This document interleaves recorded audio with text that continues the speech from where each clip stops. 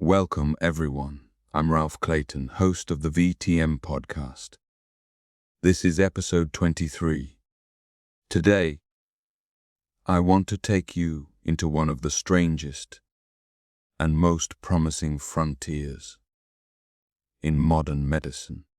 Medical micro-robots, nano-robots, targeted drug delivery, bubble-based movement, lung treatment, nanobiosensors, liquid biopsy, carbon nanotubes, machine learning, and the possibility that future medicine may not only flood the body with drugs,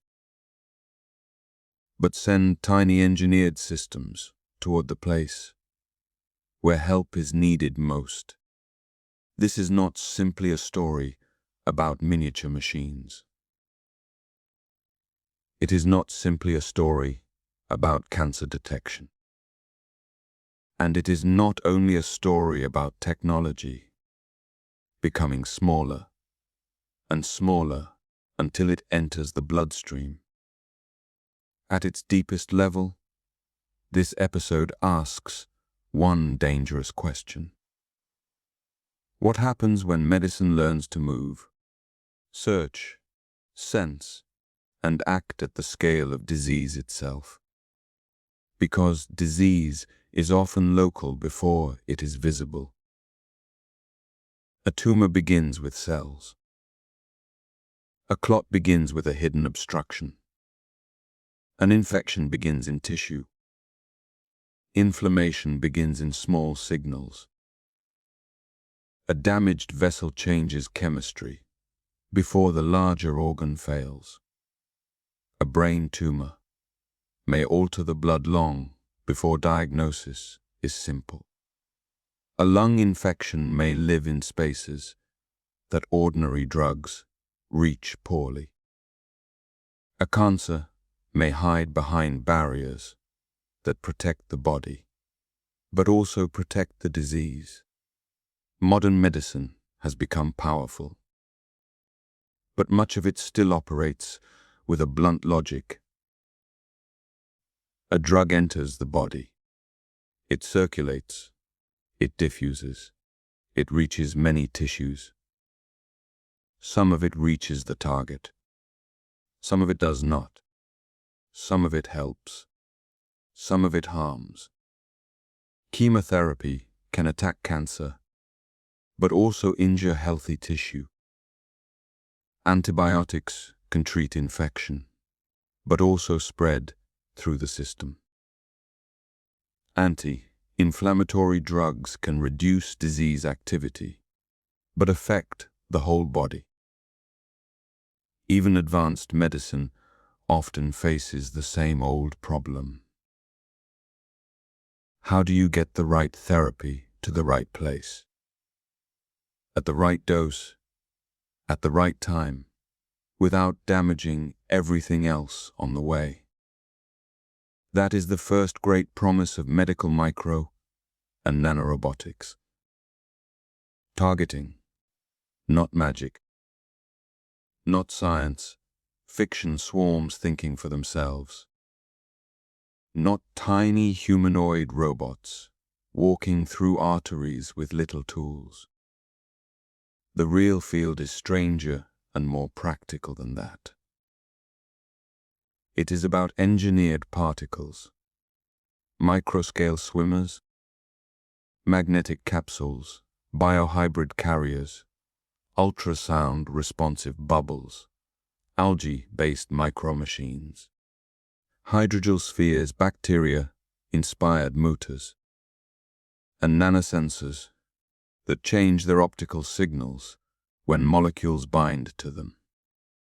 It is about motion, sensing, steeraging, cargo, release, biocompatibility, clearance, and control. The fantasy version imagines nanobots as miniature doctors. The real version is closer to programmable matter in biological environments. Tiny systems designed to survive inside fluids.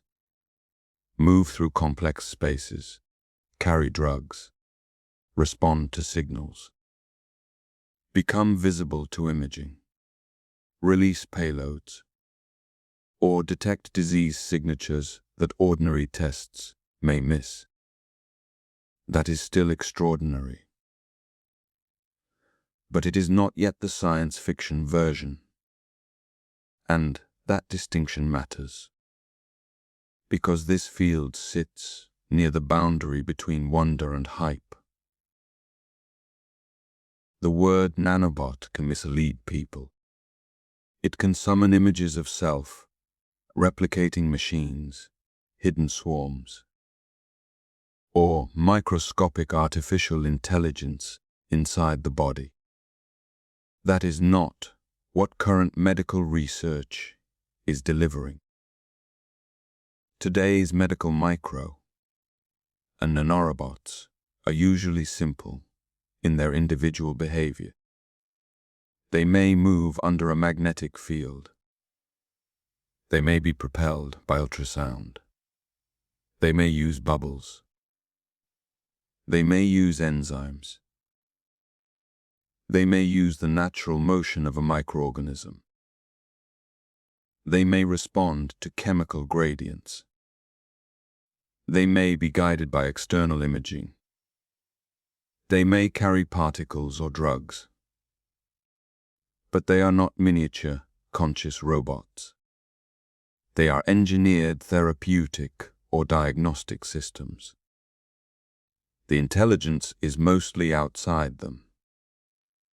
In the design, in the material, in the field that guides them, in the imaging that tracks them, in the algorithm that interprets sensor signals, in the clinician who decides where they should go. That is the second lesson. The future of robotic medicine may not be tiny robots thinking inside us. It may be tiny bodies obeying carefully designed physical rules. And sometimes that is enough. Consider targeted drug delivery. A drug that treats cancer may be powerful, but power spread everywhere becomes toxicity. If a medicine could be concentrated more precisely at the disease site, the same therapeutic effect might be achieved with less systemic harm. Or a stronger local effect might be possible without increasing whole body exposure. This is the ancient dream of targeted therapy. Antibodies do part of this. Nanoparticles do part of this. Liposomes do part of this. Implants and local injections do part of this. But microrobots add another idea: movement. The carrier does not merely drift. It can be guided, or propelled, or stimulated, or made visible. It can become part drug carrier, part contrast agent, part delivery vehicle, and part controlled release system. That is why magnetic microbots are so important. Magnetism can act through tissue. A magnetic field can guide a responsive object without wires. This makes magnetic control attractive for navigating tiny devices inside fluids, vessels, cavities, or organs. But the body is not a simple tube. Blood flows, mucus resists, immune cells attack, tissues deform, organs move, fluid environments differ radically. The stomach is not the bladder. The lung is not the bloodstream. The eye is not the brain. A system that works in a microfluidic channel may fail inside living tissue. A robot that moves in water may stall in mucus. A particle that survives in a dish may be cleared by immune cells. A device that can be guided in a shallow organ may be difficult to track deep in the body. That is why real medical microrobotics is not just about making something small. It is about making something small that can function inside the violence of biology. This is where the field becomes difficult. A microrobot must often solve many problems at once. It must carry a useful payload. It must move or be guided. It must be visible. It must not trigger unacceptable toxicity. It must release its cargo in the correct location. It must avoid uncontrolled accumulation. It must clear from the body, degrade safely, or be removed. It must be manufacturable. It must be sterilizable. It must satisfy regulators. It must work better than a simpler therapy. That last point is crucial. A microbot is not valuable because it is futuristic. It is valuable only if it solves a medical problem better than existing tools. The patient does not need novelty. The patient needs benefit, less toxicity, better targeting, earlier detection, more precise intervention, a disease site reached that could not otherwise be reached, a therapy made possible that would otherwise fail. This is why the most serious work in the field is moving toward practical demonstrations. For example, researchers have tested bioresorbable acoustic hydrogel microrobots for targeted drug delivery. These are not little metal machines. They are tiny bubble-like hydrogel structures. They can incorporate magnetic nanoparticles. They can carry therapeutic cargo. They can be tracked through imaging. They can move using acoustic effects related to trapped bubbles. And in animal studies, they have been used to deliver therapy to bladder tumors. The important idea is not that the robot looks impressive. The important idea is integration, movement, imaging, drug loading, release, and eventual absorption or degradation. The body cannot be treated like an empty laboratory channel. A delivery system must enter, act, and leave no unacceptable burden behind. That is why bioresorbability matters. A tiny machine that remains in the body forever creates a different problem. Where does it go? Does it accumulate? Does it inflame tissue? Does it degrade into safe products? Does it interfere with future imaging? Does it trigger immune response? Does it cross barriers it should not cross? A good medical robot must not only arrive, it must have an ending. This is a strange but essential point. In medicine, the exit strategy is part of the therapy. Then there are bubble-based robots. Bubbles may sound fragile, almost childish. But in medical physics, bubbles are powerful. Microbubbles can interact with ultrasound. They can serve as imaging contrast agents. They can oscillate. They can collapse. They can create local mechanical forces. They can help open barriers or enhance drug penetration under controlled conditions.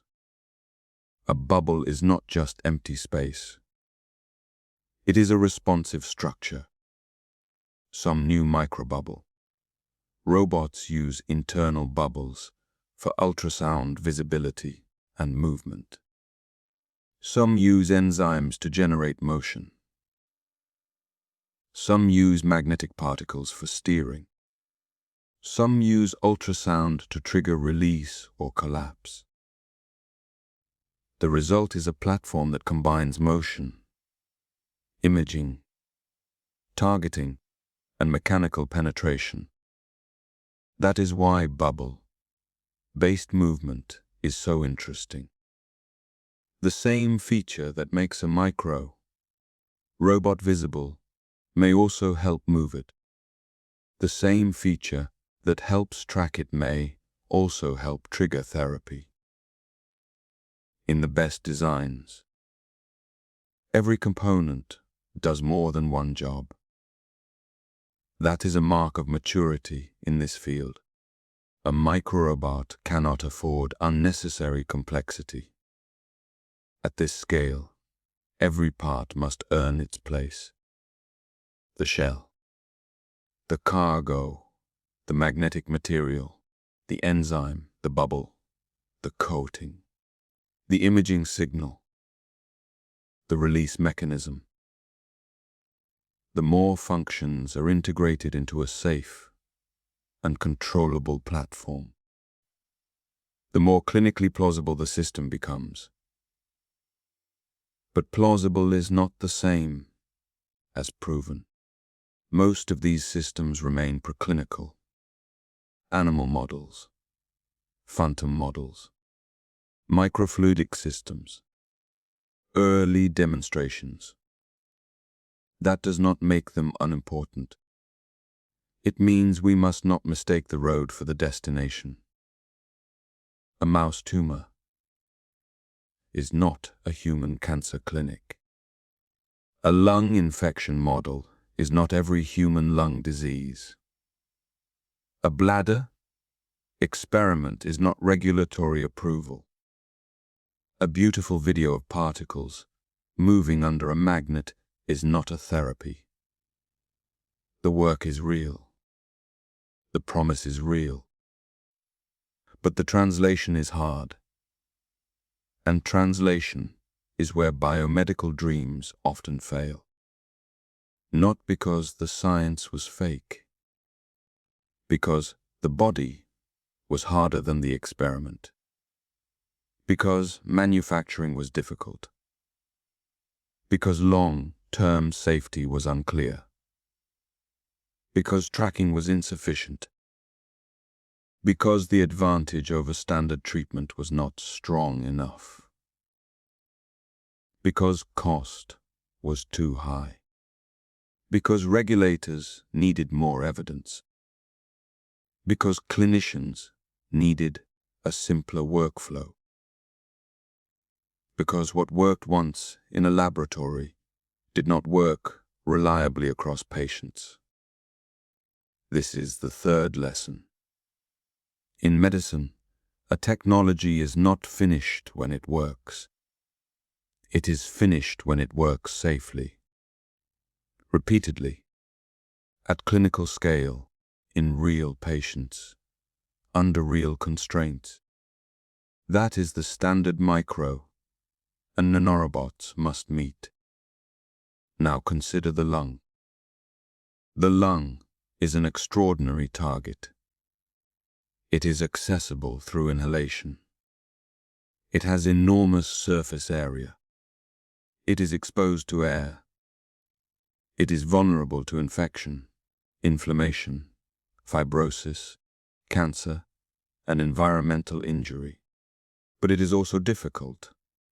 The lung has branching airways, mucus, surfactant, immune surveillance, macrophages, ciliary clearance, delicate alveoli, and constant motion from breathing.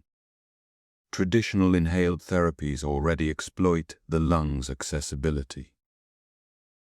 Asthma inhalers, nebulized drugs, inhaled antibiotics, aerosols.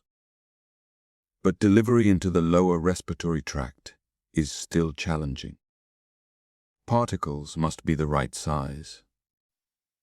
They must reach the right region. They must avoid being exhaled, swallowed, trapped, or cleared too quickly. This is where inhalable microrobots become interesting. Researchers have tested biohybrid microrobots based on tiny algae as active drug carriers for lung treatment. The idea is almost startling. Use a living or biologically derived microswimmer as an actuator. Attach therapeutic nanoparticles. Deliver through inhalation. Let motility help distribute the therapeutic system through lung tissue. Use the organism like motion to resist rapid clearance. In one recent study, a nebulizer was used to deliver algae-based microrobots into mouse lungs for treatment of acute MRS, pneumonia. The microrobots retained motility after nebulization and carried vancomycin, loaded nanoparticles. The promise is direct, active, pulmonary drug delivery. The caution is equally direct. This is still experimental. The lung is sensitive. Any inhaled material must be evaluated intensely. Immune reactions matter. Retention matters. Clearance matters. Inflammation matters. Dose matters. Manufacturing matters. Still, the idea points toward a future where inhaled therapies are not passive aerosols alone. They may become active delivery systems, systems that move, persist long enough, carry drugs locally, and reduce systemic exposure. That would be a major step, especially for infections that are hard to treat, cancers that need local therapy, or diseases where systemic dosing creates too much harm. This is what precision medicine means at the physical level. Not only sequencing a patient's genome, not only choosing a drug based on biomarkers, but placing the therapy where it is needed, in the right tissue, at the right time, at the right concentration. Precision medicine is not complete if the medicine still travels blindly.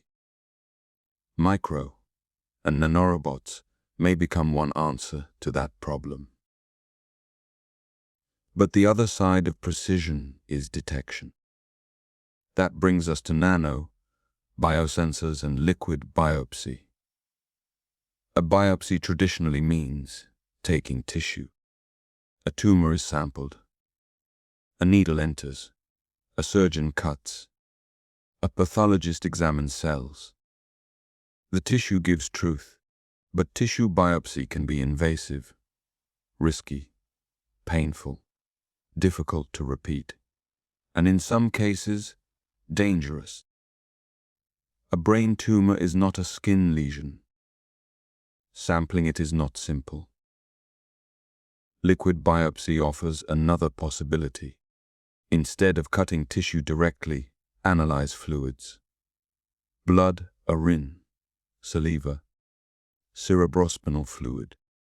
Look for signals shed by disease. Circulating tumor DNA, methylation patterns, proteins, extracellular vesicles, metabolites, immune signatures. fragments of the tumor's existence moving through the body. The dream is a blood test that can detect disease earlier, monitor response, track recurrence, and reduce the need for invasive procedures. But brain tumors have been especially difficult. The brain is protected by barriers. Tumor-derived DNA may be scarce in blood. Signals may be faint. Imaging can show a mass, but not always precisely what it is. Biopsy remains invasive. This is why a 2026 Nature nanotechnology study attracted attention. Researchers reported a machine perception liquid biopsy approach using quantum well defect, modified single-walled carbon nanotube nanosensors, stabilized with stranded single-stranded DNA.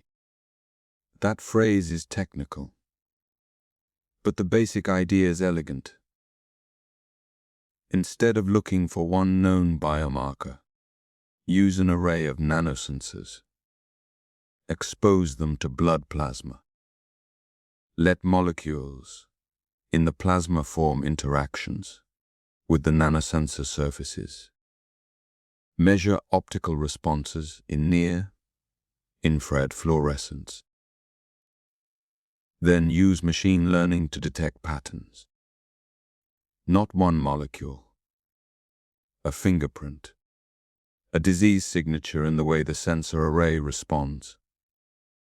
In the reported study, researchers used hundreds of plasma samples from patients with brain tumors and non-tumor controls. The system detected intracranial tumors with high accuracy in the study and also attempted to identify tumor type. It did not solve everything. Tumor type classification was more modest than tumor detection. Some clinically important distinctions remained difficult. The external validation performance was lower than the internal test performance, as one would expect in a serious translational setting. But the deeper importance is the method. The sensor is not only a detector. It can also help reveal what proteins or factors are driving the signal. The nanosensor surface collects a protein corona. That corona can be analyzed. And from that analysis, researchers can identify disease, associated factors from tumor cells, the tumor microenvironment, and the patient's immune response. This is a powerful conceptual shift. The disease is not only detected by what the tumor itself sheds. It may be detected by the wider ecosystem the tumor creates. Tumor, immune system, microenvironment, inflammation, secreted factors, systemic response. Disease as a pattern, not one note, a chord. That is why machine learning belongs in this story. Not because artificial intelligence magically diagnoses disease, but because nanosensor arrays can produce complex, multidimensional signals. Human eyes may not see the pattern. An algorithm may, but this also creates a new responsibility. If machine learning helps make a medical diagnosis, the model must be validated. The data must be diverse. The performance must hold across hospitals, populations, sample handling differences, disease stages, and confounding conditions. The model must not simply memorize one dataset. It must generalize. It must be interpretable enough for clinical trust. It must be tested prospectively. It must prove that it improves patient care. A promising blood test is not automatically a clinical test. This is the fourth lesson. In nano-biosensing, sensitivity is not enough. Specificity matters. Reproducibility matters. Clinical context matters. False positives matter. False negatives matter. Workflow matters. Cost matters. Regulation matters. And the consequence of the result matters. A test that tells a patient they may have a brain tumor cannot be casually wrong. A test that misses a tumor cannot be casually trusted. Liquid biopsy is powerful because it is less invasive. But less invasive does not mean lower responsibility. A blood test can change a life. It can trigger imaging, anxiety, treatment, or reassurance, so the standard must be high. Still, the convergence is extraordinary. On one side, micro and nanorobots may carry therapy into the body with greater precision. On the other side, nano-biosensors may read disease signals from blood with greater sensitivity. One technology moves toward disease. The other listens for disease. One acts, one senses. Together, they point toward a new kind of medicine. A medicine of tiny agents and large interpretation. A medicine where the smallest engineered systems carry the heaviest clinical meaning. This is not yet the medicine of swarms repairing every cell. It is not yet the science fiction future, but it is very close in spirit. Because the core idea has arrived. Medicine does not have to remain macroscopic. It does not have to act only at the scale of organs, pills, scans, and surgeries. It can act at the scale where disease begins. The microenvironment, the vessel, the tumor surface, the infected airway, the molecular signal, the protein corona, the nanoscale sensor response, the hidden pattern in blood. That is the deep change. The battlefield is shrinking, but the meaning is growing. And as the battlefield shrinks, the ethical questions grow sharper. What materials are safe inside the body? How long should they stay? Who monitors long-term effects? Can they cross into organs where they are not wanted? Can they accumulate? Can they trigger immune reactions? Can they be manufactured consistently? Can they be tracked in real time? Can they be retrieved or degraded? Can the public trust them? How do we prevent hype clinics from selling unapproved nanoscale miracles? How do regulators evaluate something that is part drug, part device, part material, part imaging agent, and part robot? These are not side questions. They are the road, because the future of medical micro and nanorobotics will be decided not only by invention, but by trust. Trust in safety, trust in evidence, trust in manufacturing, Trust in imaging. Trust in algorithms. Trust in clinical benefit.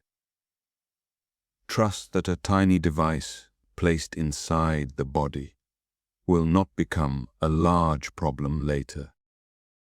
The FDA and other regulators already recognize that nanomaterials may behave differently from conventional materials because size can change physical, chemical, and biological properties. That is exactly why nanoscale medicine is powerful, and exactly why it needs scrutiny. At small scales, surface area matters, shape matters, charge matters, coating matters, protein binding matters, aggregation matters, clearance matters. The body sees not only what something is made of, but how it presents itself. A carbon nanotube wrapped with DNA behaves differently from a bulk piece of carbon. A hydrogel microbubble behaves differently from a conventional drug tablet. A magnetic nanoparticle inside a microrobot behaves differently from iron in a tool. Scale changes behavior. That is the promise and the risk. So what are medical micro and nanorobots truly about? They are about tiny machines. But tiny machines are only the surface. They are about direction, about turning therapy from a flood into a guided act. They are about reaching places where ordinary drugs are too diffuse, too toxic, or too weak. They are about lung treatment that may someday move beyond passive inhalation. They are about bubbles that can move, signal, and release. They are about materials that can enter the body, perform a task, and disappear safely. They are about liquid biopsies that may detect disease without cutting into the patient. They are about carbon nanotube, nanosensors that translate molecular binding into optical patterns. They are about machine learning that sees disease signatures in signals too complex for ordinary interpretation. And they are about the possibility that future medicine will become both smaller and more exact.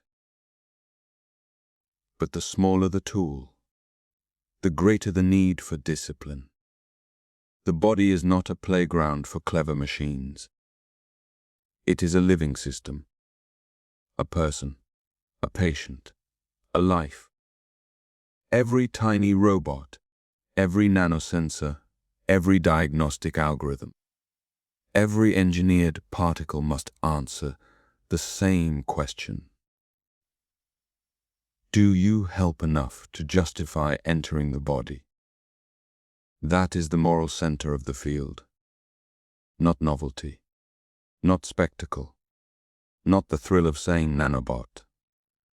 Benefit, safety, precision, evidence, trust. If this field succeeds, the future may look very different. A patient with a suspected brain tumor might one day receive a blood test that reads a nanosensor fingerprint and helps guide imaging or diagnosis. A patient with a localized tumor might receive robotic carriers that concentrate therapy where it is needed. A patient with a lung infection might inhale active drug carriers designed to remain in the lungs long enough to fight disease directly. A clinician might watch tiny therapeutic systems move through imaging, guide them, trigger them, and know when they have done their work. This is not tomorrow's routine medicine, but it is no longer pure fantasy. The pieces are emerging: movement, guidance, cargo, imaging, biodegradability, machine perception, liquid biopsy, preclinical efficacy. The next challenge is integration into real care. That is always the hard part. Science can open the door. Medicine must walk through it carefully. I'm Ralph Clayton, host of the VTM podcast.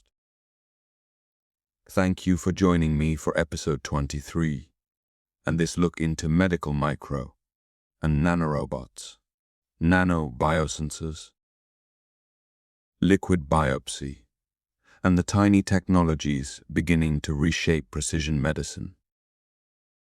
And remember, not every nanobot is science fiction. Not every tiny machine belongs inside the body.